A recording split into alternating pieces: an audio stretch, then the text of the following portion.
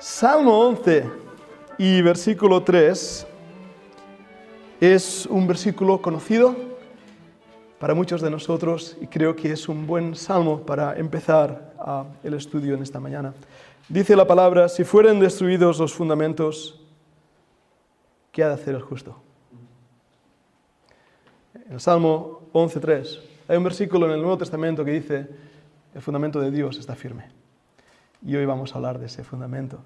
Vamos a hablar de aquellos que nos precedieron y aquellos que con fuego en el corazón tuvieron que luchar unas luchas que fueron diferentes a las nuestras, pero que servían al mismo Dios.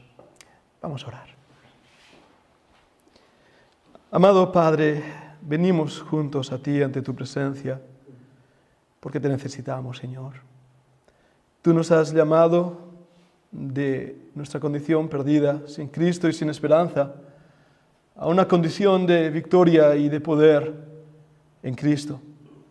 Pero aún así, Señor, nuestra naturaleza, nuestra vida está vacía sin ti. Y por eso hoy te ruego, te pido, Padre, que tu presencia nos dirija. Tú me des la gracia para compartir con los hermanos lo que he podido aprender, Señor. Y me des sobre todo, como ahora hablaba, ese poder del Espíritu Santo, que no es un conocimiento mental, académico, que es la gracia tuya operando a través de tu siervo. Y por eso es nuestro clamor a ti, Señor, que nos des de esa presencia tuya en medio nuestro, y que este estudio sea de mucha bendición para cada uno de nosotros. Te lo pido, Padre, te lo suplicamos todos juntos porque te necesitamos a ti, en el nombre del Señor Jesucristo. Amén. Amén. Voy a estar utilizando un PowerPoint y rompiendo los consejos de enseñanza de PowerPoint que te dicen haz una fotografía y no pongas mucha más información. Yo he puesto toda la información ahí, lo cual no se debe hacer. Y también deciros que lo tengo en un archivo Word para aquellos que queráis la información escrita y podéis así también recordarla.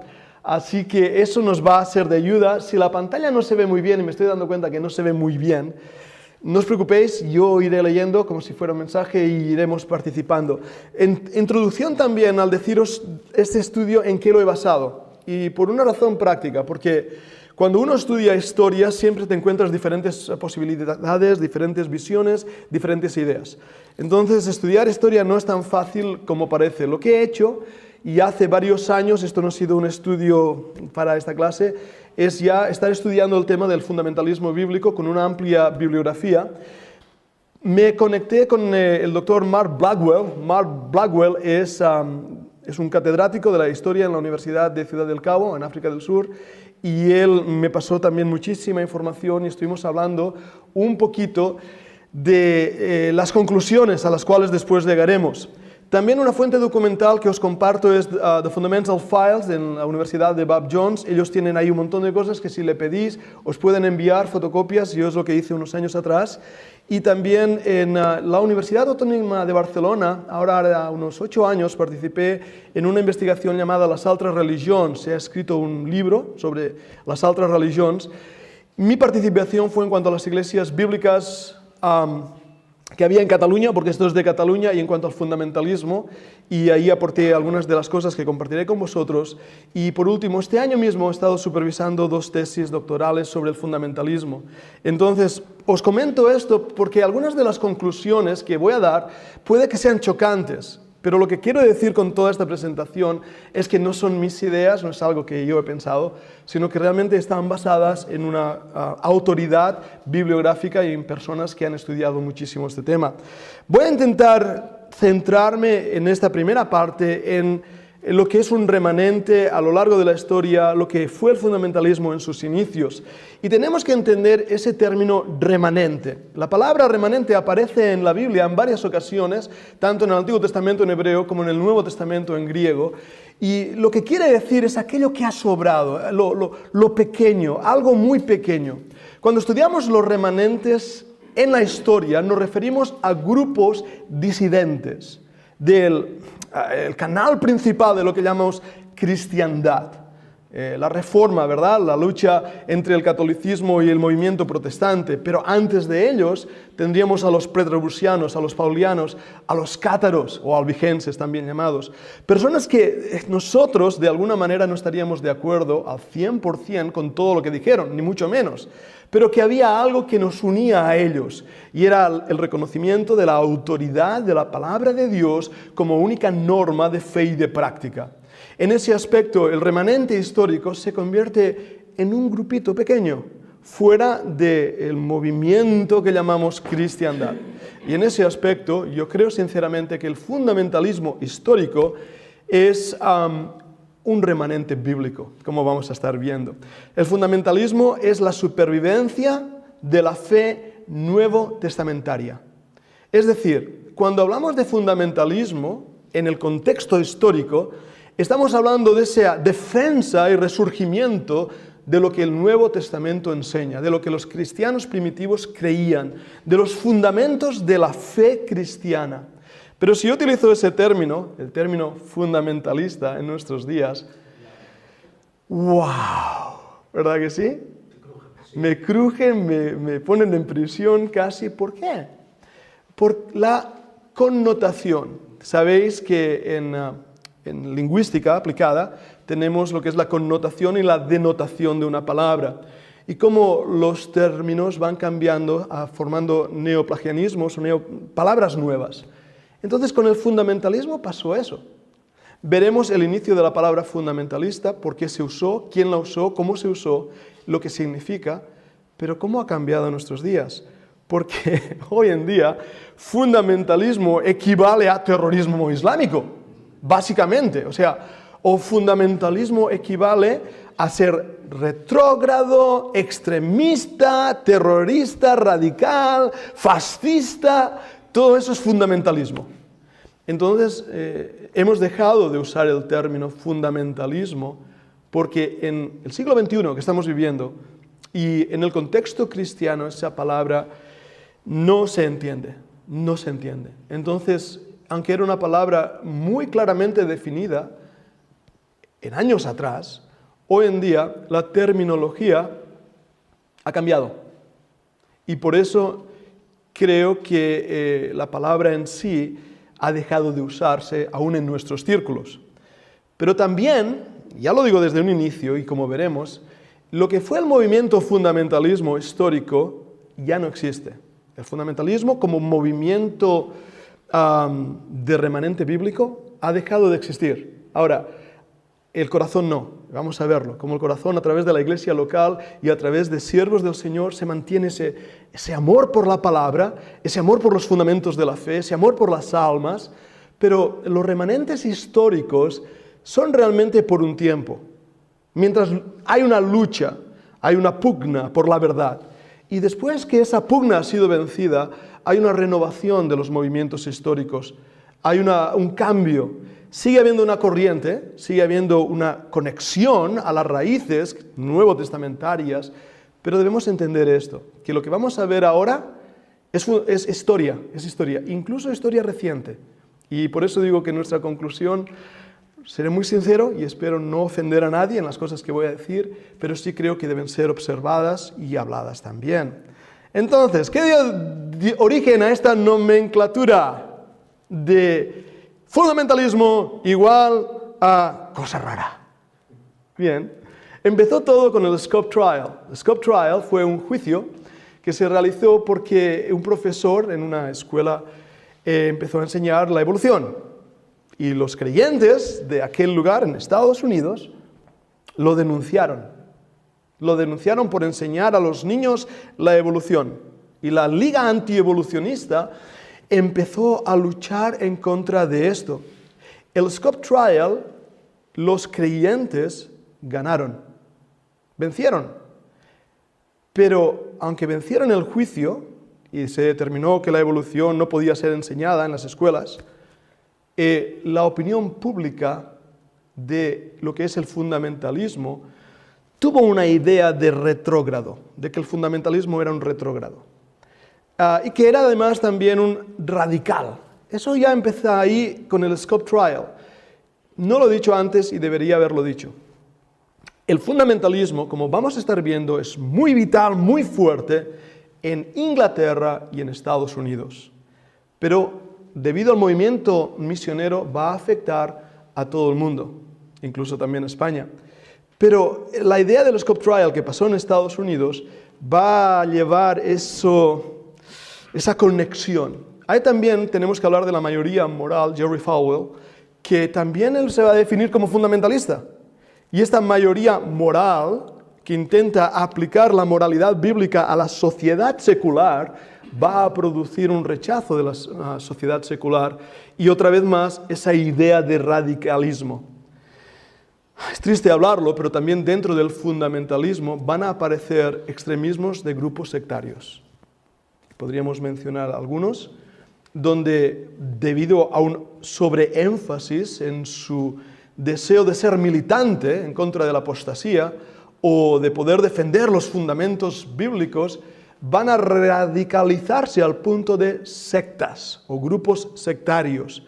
Y una vez más encontramos ahí gente que decir, yo soy fundamentalista, y cuando los estudias te das cuenta que son grupos sectarios. Y por último, hay una idea del rechazo de lo moderno. Ahora, el fundamentalismo luchó en contra del modernismo, expresión teológica que equivale a la neoortodoxia de los teólogos alemanes. Pero una cosa es modernismo y la otra es lo moderno. Yo vivo en el siglo XXI, tengo wifi en casa. ¿Bien? Esto es moderno.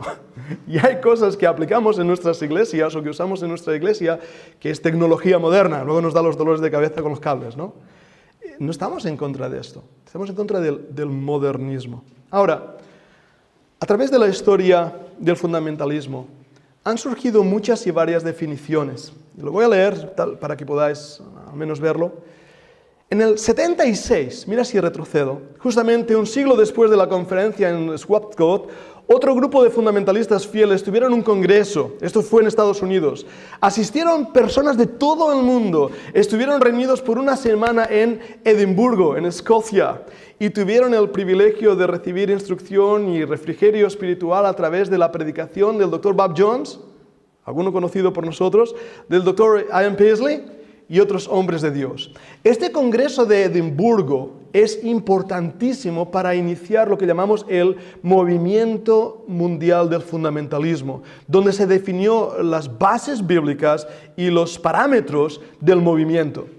En dicho congreso se definió el término fundamentalista. Ahí es donde se definió este término. ¿Qué quiere decir eso de fundamentalista? Y la manera que lo definieron fue la siguiente. Voy a leerlo, estoy leyendo de la conclusión del Congreso de Edimburgo. Yo tengo todos los libritos de todas las predicaciones que se realizaron en ese congreso. Dr. Jones estuvo ahí y Dr. Spence también y otros de los hermanos que conocemos. Pero esta fue la conclusión.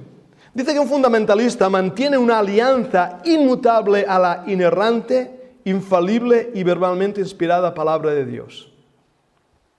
Primer punto, la infalibilidad de la palabra de Dios. Cree que lo que la Biblia dice es así. En el principio creó Dios los cielos y la tierra. Es así. No hay que darle otra explicación.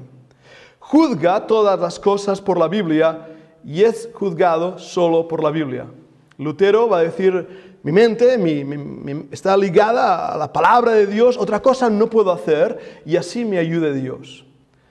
Afirma las verdades fundamentales que la fe cristiana histórica ha defendido. Y fijaros en esto.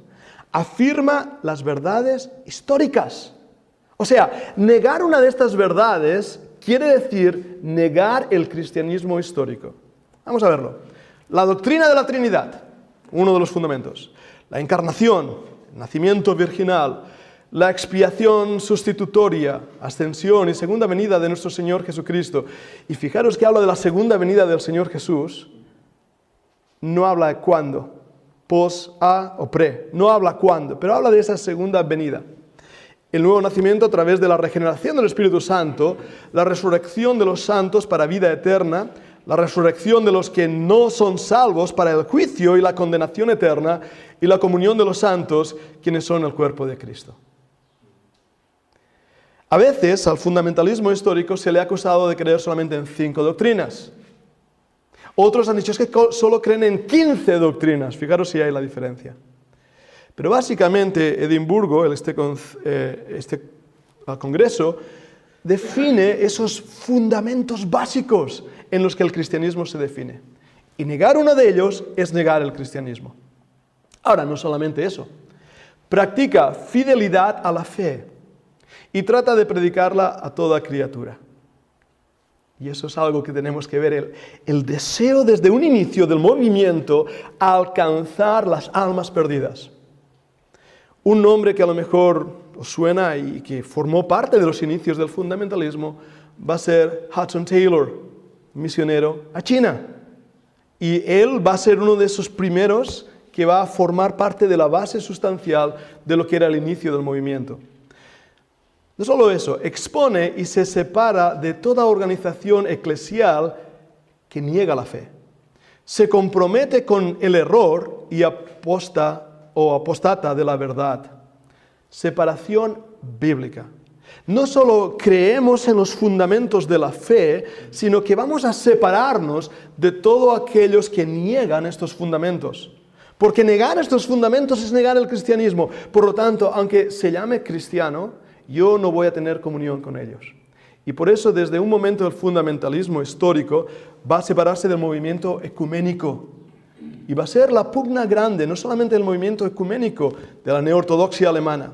Se va a separar de todo aquello que, aunque tenga el nombre de cristiano y crea en algunos de los fundamentos, niegue algunos de los fundamentos o niegue la separación bíblica. Y es importante que entendamos esto porque también separación bíblica en los últimos años del movimiento va a dar un giro que no se esperaba.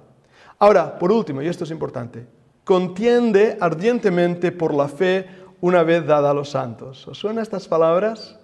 ¿El libro de Jonás?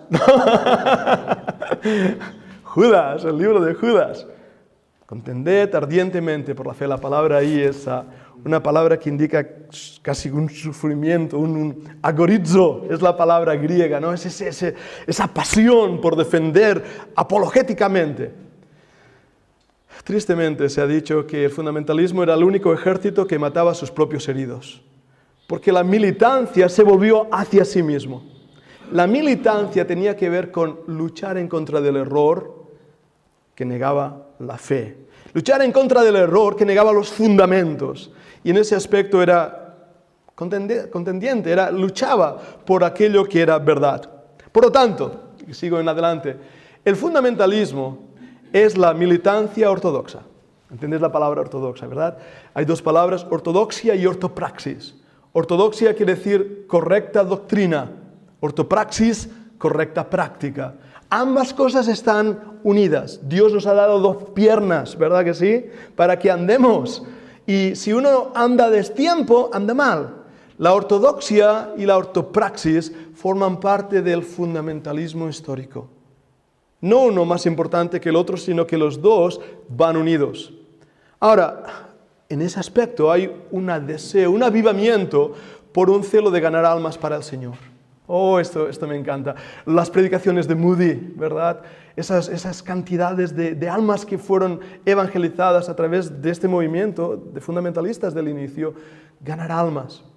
Aunque los fundamentalistas difieren en ciertas interpretaciones de las Escrituras, y esto lo dice, lo que estoy leyendo, el Congreso de Edimburgo, y dice, aunque diferimos en ciertas interpretaciones de las Escrituras, nos juntamos en unidad de corazón y propósito común para la defensa de la fe y la predicación del Evangelio, sin compromisos ni divisiones. ¿A qué suena bonito? Y lo es. De hecho, de aquí va a nacer una idea. Una idea que va a decir básicamente, en los fundamentos, unión. Yo creo los 15 puntos, 15 doctrinas principales, eso me une a cada uno de vosotros. En los distintivos, respeto. Y no es el caso, creo, aquí, pero vamos a suponer ya que haya entre nosotros algún presbiteriano, haya entre nosotros algún wesleyano, haya entre nosotros bautistas, o haya entre nosotros reformados o bíblicos. Seguro hay diferencias. Y me gusta, esas diferencias forman parte del cuerpo de Cristo. Y el fundamentalismo va a decir, hey, es mi hermano. Yo no creo como un reformado y tengo amigos preciosos que nos amamos muchísimo. Sigo en comunión con Kyle Paisley, que es el hijo de Ian Paisley, nos llamamos y hablamos y él tiene una postura diferente a la mía. Tengo comunión con otros hermanos que diferimos en doctrina, pero que nos une la pasión por la palabra de Dios, por las almas perdidas, por el Evangelio, por el Señor Jesucristo. Y eso me lleva al tercer punto. En las diferencias vamos a respetarnos, pero sobre todas las cosas, amor fraternal. Vamos a buscar esa unidad espiritual, ese deseo de glorificar al Señor. Esto suena muy bonito. La historia va a probar lo contrario. Un verdadero fundamentalista cree naturalmente en otras muchas cosas, pero deseamos dejar por escrito estas verdades eternas que no tienen límite de tiempo. Esto lo está diciendo el Congreso de Edimburgo. Las cuales han venido a estar bajo ataque religioso en los tiempos en que vivimos. La lista que hemos expuesto, estas doctrinas, necesitará ser expandida e incluso redefinida al Satanás cambiar su táctica de ataque. Edimburgo lo estaba diciendo, que las doctrinas, las defensas y las luchas tenían que ser redefinidas, porque Satanás cambia en su ataque. El pecado es un organismo vivo, crece, se reproduce, cambia. Las luchas que nosotros tenemos en el siglo XXI no son las luchas que esta gente tuvo. Por eso era necesario redefinirlo y establecerlo. Los temas hoy en día son mucho más complejos que era hace 100 años, lo decía Edimburgo, o incluso hace 20 años. Aún no habían llegado a las luchas del siglo XXI que nuestras iglesias están teniendo. Ahora el corazón, y fijaros lo que yo estoy haciendo, el corazón del fundamentalismo de un inicio, y no me avergüenzo de decirlo, me apasiona. Me apasiona. Porque ves diferencia, pero unión. Ves pasión por las almas, amor por el Señor y por el Evangelio. Y cuando uno estudia esos momentos históricos, soy franco, me hubiera gustado vivir en ellos. Me hubiera gustado estar ahí en las conferencias de Moody, escuchar a Spurgeon. Me hubiera encantado. Esos hermanos se definían con el movimiento fundamentalista. Era el inicio. Pero vamos a seguir avanzando. Entonces, va a decir, ¿cuáles son las bases bíblicas para la comunión? Las bases para la comunión son las que la misma autoritativa palabra de Dios prescribe. Una fe genuina y obediencia consistente a Jesucristo y su palabra. Los fundamentalistas consideramos la doctrina bíblica de la separación. Esa palabra la he puesto ahí en amarillo porque es muy importante, vamos a verlo. Separación del pecado, de las falsas religiones, incluyendo al romanismo y de toda desobediencia a la palabra de Dios como doctrina fundamental. Ahora esto es muy importante. Desde un inicio el movimiento está diciendo, debemos separarnos del error. En los años 1890, 1900 y poco, empieza en Europa y en Estados Unidos un alce de los grupos sectarios. Los testigos de Jehová, los mormones, los rosacruces, los adventistas del séptimo día, estos grupos que sabemos que son grupos sectarios y no sectas, empiezan en estos años. Hay un movimiento extraordinario de religiosidad, hay un temor del cambio de siglo y hay muchas sectas. Pero el catolicismo continúa con esa fuerza tremenda. Y catolicismo que está poniendo a creyentes en la prisión, que está persiguiendo. Por lo tanto, no entra en la idea de estos hermanos tener ninguna relación con el catolicismo, ni con nadie que se une al catolicismo. Y esto lleva a la separación de segundo grado. Es decir, Manuel, pobrecito, tú eres un cura católico, ¿vale? Te voy a poner el cura católico. Y Javi es un, voy a ponerlo de presbiteriano, te voy a poner de presbiteriano. Entonces yo soy bautista, ¿vale? Entonces yo no me junto con él, separación bíblica. Pero si él se junta con el cura, entonces yo no me junto con él. ¿Lo veis? Eso es separación de segundo grado. No tener comunión con aquellos que tienen comunión con el error. Y esto ya empieza en estos años. Esta es parte inherente de la doctrina bíblica de la absoluta santidad de Dios. Y en eso descansa la enseñanza de la separación bíblica.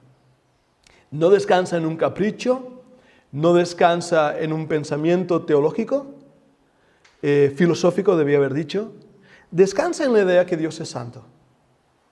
Y la palabra santificación implica separación.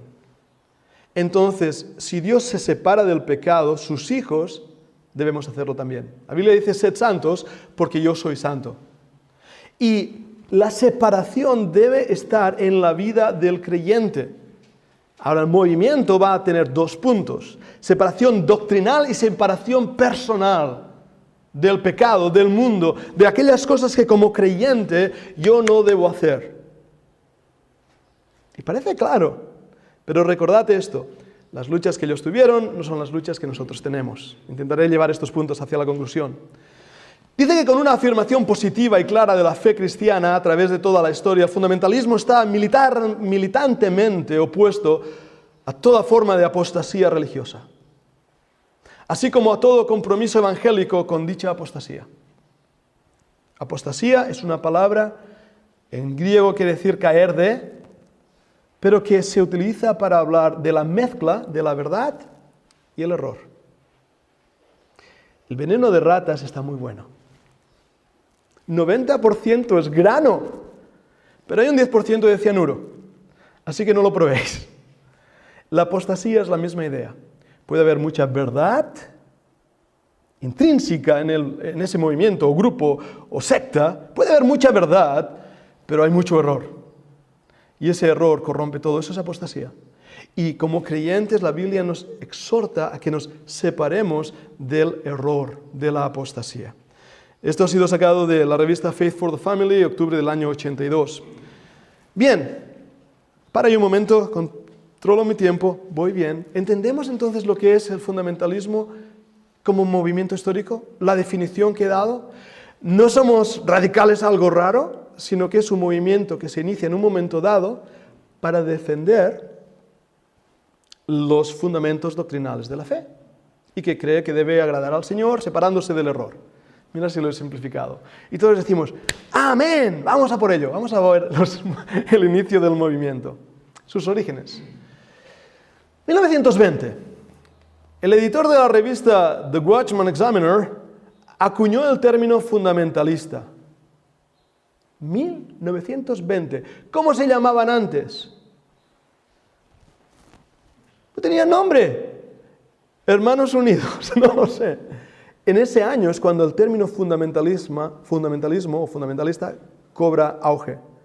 Describe a un grupo de bautistas que estaban reunidos en Buffalo, Nueva York, para discutir el problema del modernismo que había surgido en la Convención Bautista del Norte, hoy American Baptist Convention.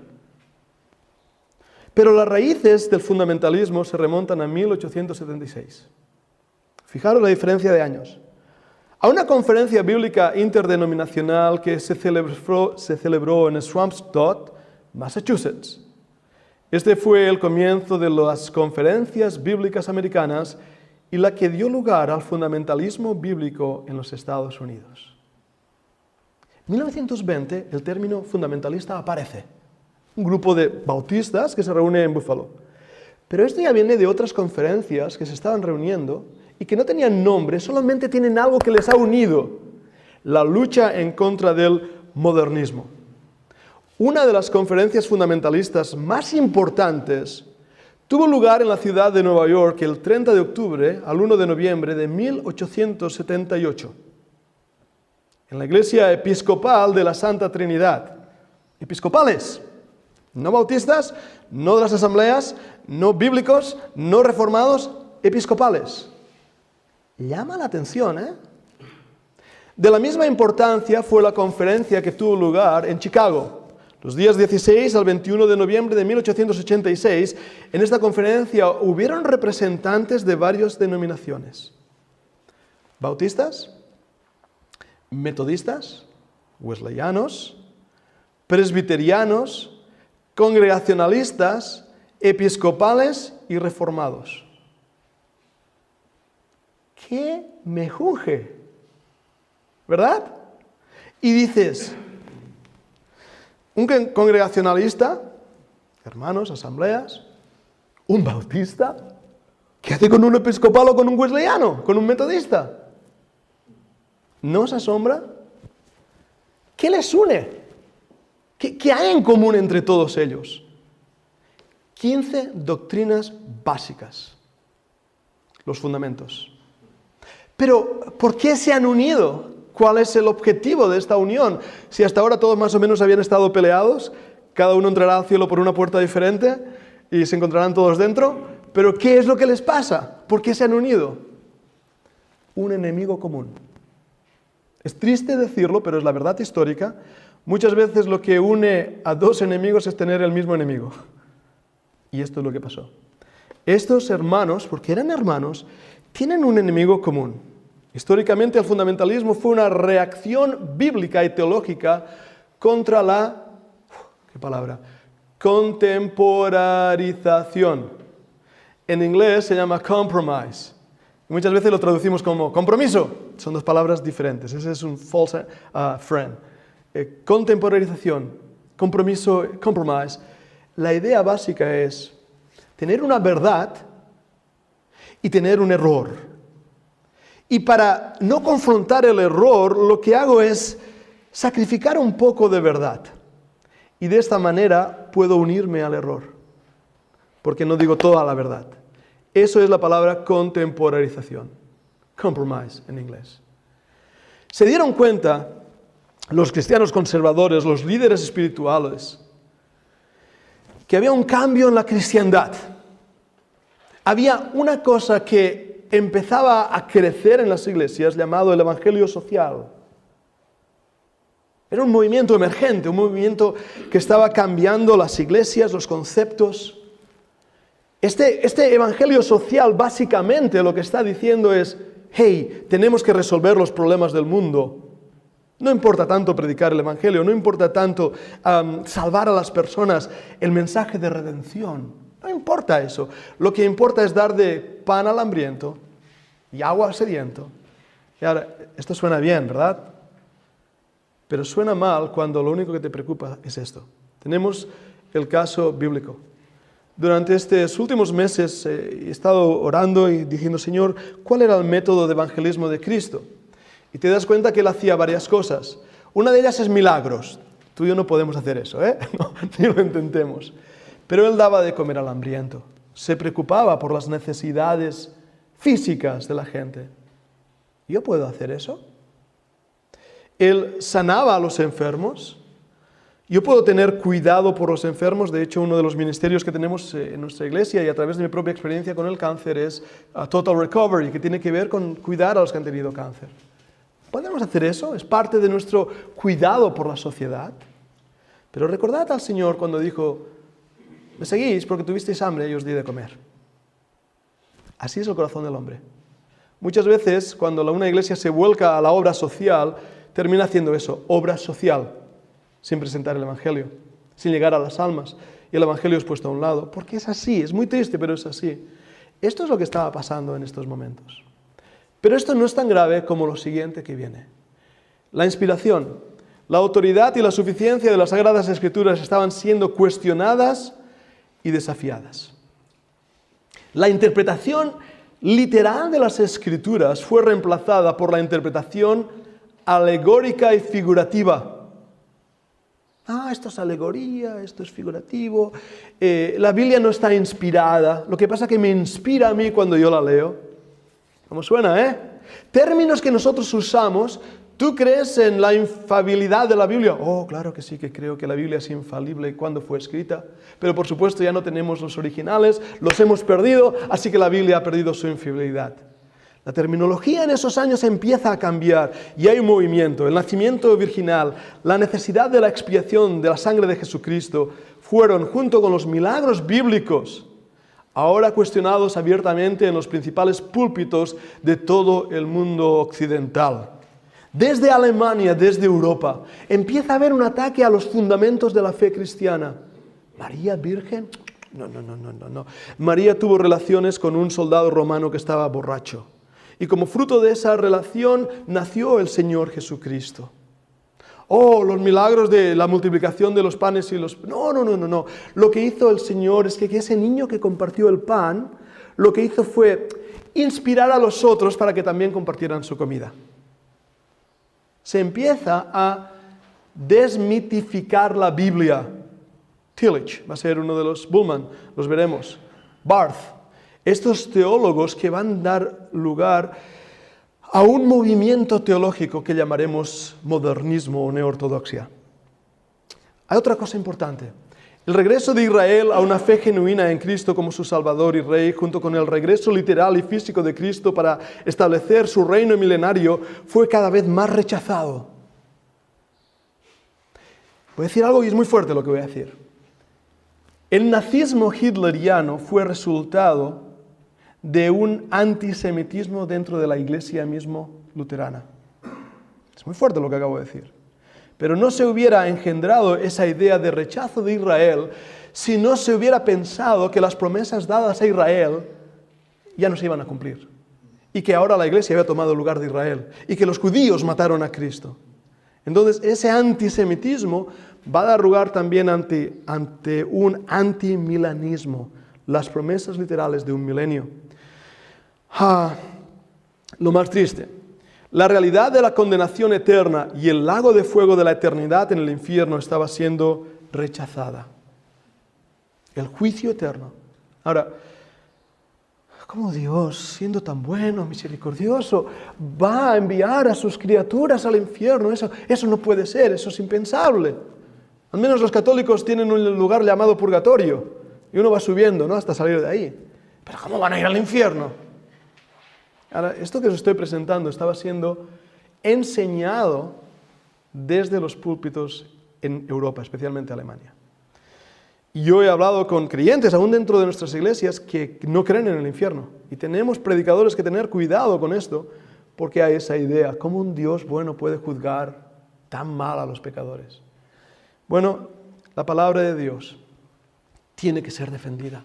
Hay un ataque directo hacia las Escrituras, la infalibilidad de las Escrituras. Y hay un fuego, hay una pasión por la verdad.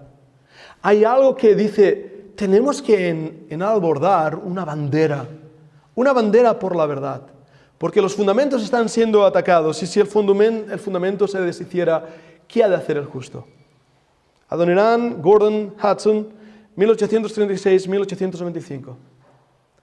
Este doctor de la Iglesia Bautista de Clarendon Street va a ser uno de los promotores de las conferencias de Niagara, Northfield, las conferencias bíblicas proféticas de 1878 y 1886 y las conferencias de los pastores bautistas para los estudios bíblicos realizados en Brooklyn, 1890. No hace falta memorizar las fechas, pero ¿qué veis? Veis un inicio de conferencias bíblicas. ¿Vamos a reunirnos para enseñar la Biblia? ¿Vamos a reunirnos para estudiar la Biblia? ¿Vamos a reunirnos para profundizar en las Escrituras? ¿Por qué? Segunda de Timoteo 4, 3 al 4 nos decía el por qué. Porque vendrá el tiempo cuando no soportarán la sana doctrina, pero después de su propia lujuria se amontonarán maestros teniendo orejas que pican. Y lo he traducido literalmente. En inglés creo que dicen itching ears. ¿Cómo lo dice en castellano? Comezón de oír, ¿no? Ese comezón de oír es que me hace gracia. Orejas que pican, es lo que... Dime más, dime algo nuevo. Y apartarán sus oídos de la verdad y se convertirán en fábulas. Esto era lo que estaba pasando en ese momento, crecimiento de la apostasía, y es lo que está pasando en nuestros días. Y estos personajes que he puesto aquí van a ser lo que extiendan y cambien la mente del siglo XVIII, XIX, XX. A mediados de 1880. El intelectualismo alemán había adquirido un popularismo con muchos seguidores y su mezcla de filosofía, psicología y religión. Estaba produciendo una teología que verdaderamente se alineaba en contra de Dios mismo. Karl Barth, el teólogo. Una mente prodigiosa.